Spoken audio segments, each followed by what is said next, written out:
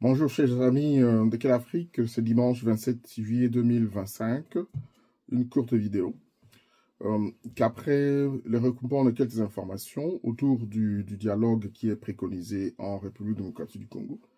Le dialogue pour harmoniser les points de vue. Vous savez qu'il y a la guerre dans le Kivu, que le gouvernement congolais ne contrôle pas environ 4 à 6% de produit intérieur brut parce que le mouvement politico-militaire, le M23, appuyé par le Rwanda et l'Ouganda, ainsi que le Kenya, ont pris une très très grande partie, environ 80% donc les deux chefs-lieux des provinces du nord et sud Kivu, là où se trouvent les minerais stratégiques.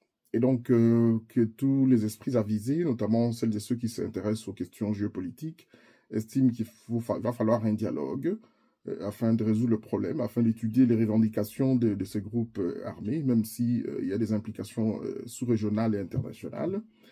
Mais les informations à ma possession indiquent que le président Tshisekedi ne va pas organiser le dialogue d'ici là.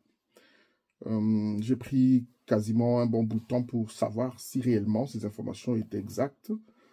Voici ce que j'ai reçu comme information. Le président va d'abord faire un remaniement ministériel, c'est-à-dire qu'il va bouger certains ministères, il va nommer un nouveau gouvernement en quelque sorte, dans lequel il figurera certaines personnalités de la politique, je crois, de l'opposition, opposition entre guillemets. Mais cela n'aura pas résolu le problème. Parce que cela va cristalliser la crise, si vous me permettez. Déjà, les banques ne fonctionnent pas dans les systèmes SWIFT que vous connaissez. L'État congolais étant en droit, c'est celui qui a le pouvoir de prendre ces décisions. Et donc, les banques ne fonctionnent pas au sud et nord Kivu, dans les territoires sous contrôle du M23 et l'AFC. Que les personnes déplacées, d'ailleurs, de ces guerres sont à Kinshasa, ne sont même pas prises en charge par le ministère, comment on appelle ce ministère, humanitaire, hein, des affaires humanitaires. Voilà. Et c'est une situation qui va cristalliser non seulement cette crise humanitaire, mais surtout ce que j'ai appelé il y a 3, 4, 5 mois, la soudanisation du Kivu. Parce que j'avais rappelé que lorsque j'ai placé le curseur des enjeux géopolitiques et sécuritaires de la RDC au rouge, j'avais indiqué que nous étions déjà à 60%, 70%, même 80% de corrélations, je veux dire, des ressemblances entre le contexte pré-explosion de l'ancien Soudan, jusqu'à la naissance du Soudan du Sud, et le contexte actuel de la République démocratique du Congo, où vous avez un gouvernement qui ne contrôle pas une très très grande partie de l'étendue de son territoire. Donc le président de la République et son gouvernement ont failli à la mission, notamment le chef de l'État, qui est garant de la souveraineté et du bon fonctionnement des institutions. Donc la souveraineté du pays, l'intangibilité de nos frontières, etc., sont violées parce qu'il y a la faiblesse et l'absence de l'autorité et de l'État sur toute l'étendue du territoire national. Donc si Tshisekedi, je reviens aux informations que j'avais reçues, le président voudrait mettre d'abord un gouvernement qu'il appellera peut-être cohésion nationale, mais ça sera pour moi un gouvernement de distraction, parce que ça n'aura pas résolu le problème, parce que ceux qui ont le véritable pouvoir, ceux qui ont le contrepoids, ne seront pas dans ce gouvernement-là.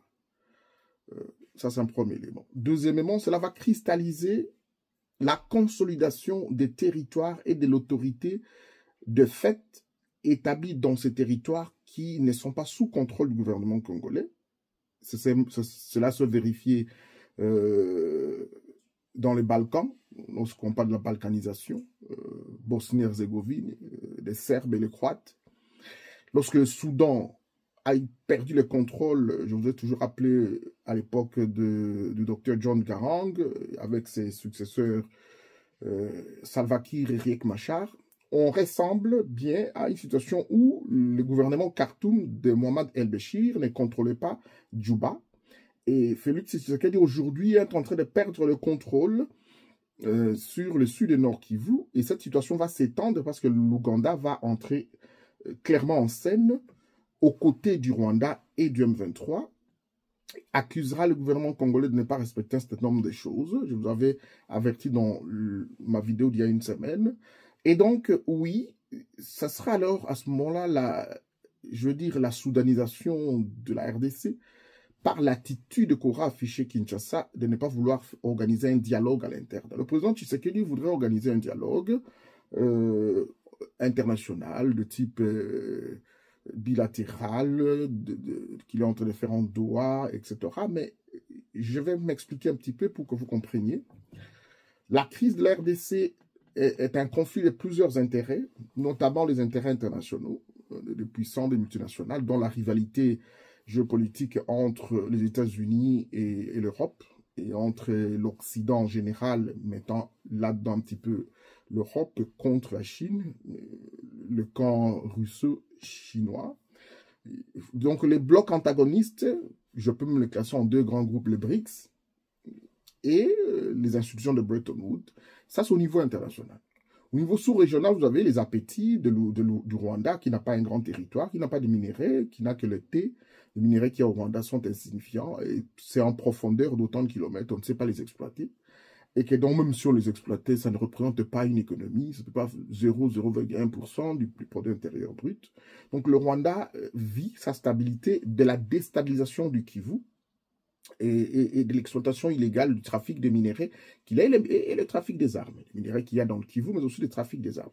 C'est de ça que vit le Rwanda. Et donc, tout accord qui va viser la stabilisation du Kivu, le président Kagame, le président Museveni et l'actuel président du Kenya, Ruto, sont en train de les combattre parce qu'ils vivent tous, surtout le Rwanda, ils aident le Rwanda à vivre des minerais du Kivu. Donc, la question, on ne saura pas résoudre la question du Kivu sans tenir compte des enjeux internationaux, géopolitiques, entre les rivalités des grandes puissances, mais aussi tenir compte du voisin encombrant qu'est le Rwanda de Paul Kagame. Et de ce point de vue, le premier accord qu'on peut avoir entre le Rwanda et la RDC au niveau des États-Unis, Doha, etc., répondent à deux besoins. Un, les besoins d'équilibre, parce que la RDC va se ranger du côté du bloc occidental, entre guillemets, le bloc américain, parce que le bloc occidental est très pluriel, parce qu'aujourd'hui, l'administration Trump n'est pas très bien accueillie ici en Europe, et que donc les Européens sont un petit peu en opposition, avec Trump voulant un autre dirigeant à la Maison-Blanche qui répond à l'establishment, notamment les démocrates, mais aussi d'autres républicains qui peuvent venir, et donc de ce point de vue, lorsque vous analysez la question actuelle du Kivu sous Tshisekedi et Trump, il faut vraiment voir les différents nivellements qu'il y a et dissensions qu'il y a au niveau des rapports de force sur le plan international. C'est pour ça que je dis la première résolution de ce conflit sera le palier qui tient compte des questions internationales, les rivalités internationales de BRICS et des institutions de Bretton Woods. En second lieu, ces accords entre le Rwanda et la RDC vont quelque part résoudre le problème, même s'il y aura beaucoup de pièges, je reviendrai pour ces accords prochainement, entre la RDC et le pays voisin. Donc, c'est la résolution du conflit sous-régional. Maintenant, il va rester des questions internes, domestiques, congolo-congolaises, notamment les groupes armés. On ne parlait pas beaucoup d'autres groupes armés qu'il y en a au Katanga, en Ituri, dans la province orientale. Nous avons plus d'une centaine de groupes armés. Alors que dans ces accords, entre le Rwanda et la RDC, et les discussions qu'il y a entre le M23 et AFC avec l'État congolais, on ne parle que du M23 et peut-être de FDLR, et peut-être dans une petite mesure les Wazalendo qui sont les résistants congolais qui se défendent sur leur sol. Je reviendrai sur ces questions un jour. Et donc l'attitude de Kinshasa de ne pas vouloir organiser un dialogue à l'intérieur fera en sorte de cristalliser la soudanisation, mieux encore la balkanisation du Congo, parce que ces gens-là diront, vous ne voulez pas venir à la table de négociation sur le plan interne, mais nous restons dans notre coin. Les Américains ne vont pas résoudre la question du Kivu de cette manière-là. Ils n'ont pas résolu la question en Afghanistan, ils n'ont pas résolu la question en Irak et en Libye, etc. Les Américains ne résoudront pas la question du Kivu. Et il faut que les gens mettent en tête que Donald Trump n'a pas 10 ans à la tête de l'État américain, des États-Unis d'Amérique aujourd'hui.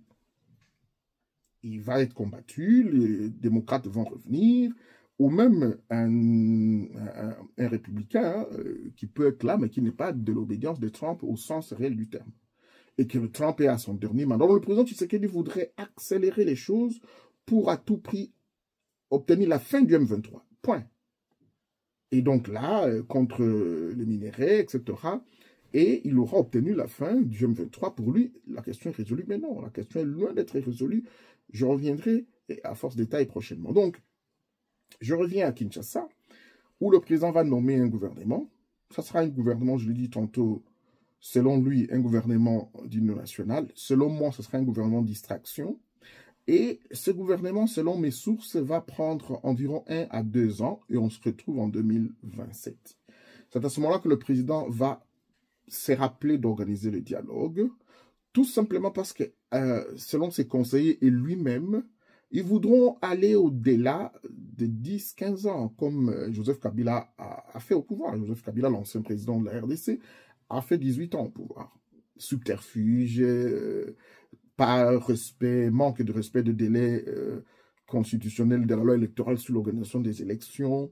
Chaque fois, on avait un retard de 6 à 1 an, et même en 2016, on a eu 2 ans de retard. Donc, Joseph Kabila, au lieu de faire un mandat de 10 ans au pouvoir, a fait 18 ans à la tête de l'État. Il faut ajouter les 3 ans de la transition, parce qu'il y était.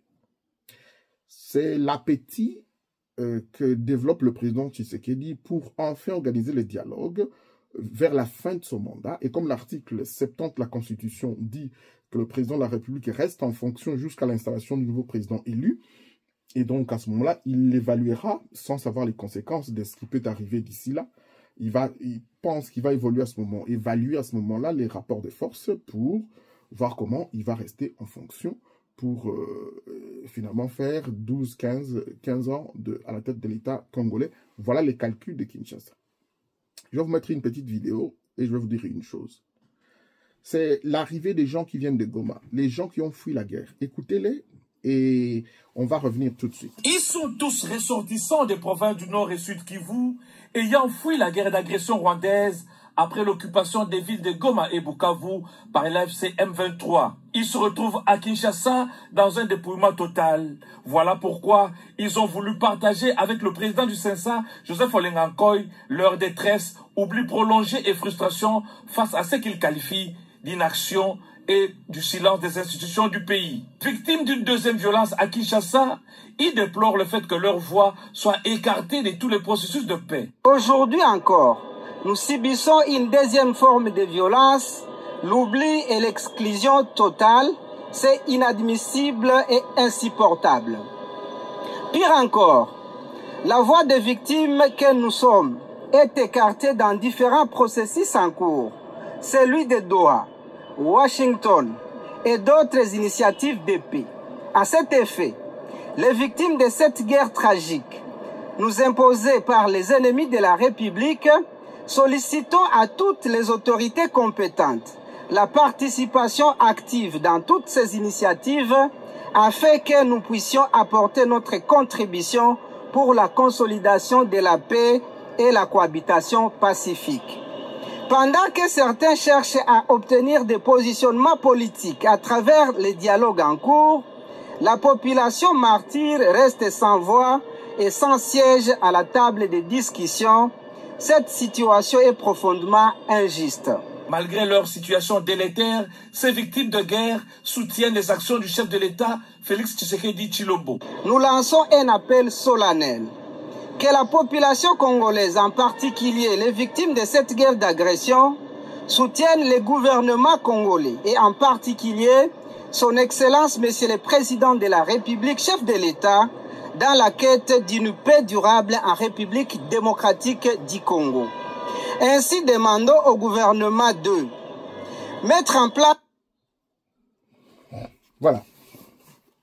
Vous avez reconnu la voix de mon confrère de RTGA, Radio-Télévision Groupe L'Avenir, Jacques Moulouba, qui faisait les reportages au cabinet de CENSA, Conseil national de suivi des accords, que dirige son président et coordonnateur Joseph Olengankoy, qui a réuni les déplacés de guerre qui ne sont pas pris en charge par l'État congolais. Et il faut vous rappeler qu'Olengankoy prend les risques, beaucoup de risques que les acteurs politiques n'osent pas soulevé, c'est la question d'ouverture des banques, au-delà du tribalisme qui est en train de déchirer la société congolaise. C'est même honteux de parler du tribalisme au XXIe siècle. Joseph Olenga, il prend le bâton de pèlerin pour rappeler à l'enfant d'Etienne Tshisekedi qu'il a été aux côtés de son père pour un état de droit. Un état de droit est basé sur un dialogue permanent. Et que quand est-ce qu'on va résoudre le problème d'ouvrir les banques des commerçants, parce que l'État congolais n'a pas d'entreprise, hein, c'est les commerçants qui font vivre l'économie de notre pays. Et voilà, Olenga, il prend le devant. Bon, alors, il y en a qui haussent les tons pour dire, lui aussi, il est cité dans le M23, etc. C'est mal connaître Olenga Koyi. C'est quelqu'un qui a fait 48 ans, je dis 46 ans de prison, 47 ans de prison, par l'opposition, en opposition radicale. Et pour votre information, le docteur Etienne Tshisekedi Wamulumba, le papa de l'actuel président de la République, sortait très peu dans les manifestations. Il sortait, mais très peu dans les manifestations. C'est lui qui était la tête de proue de toutes les manifestations de l'opposition. À l'époque, c'était les jeunes Turcs, le président Joseph Olenga Koyi que vous voyez.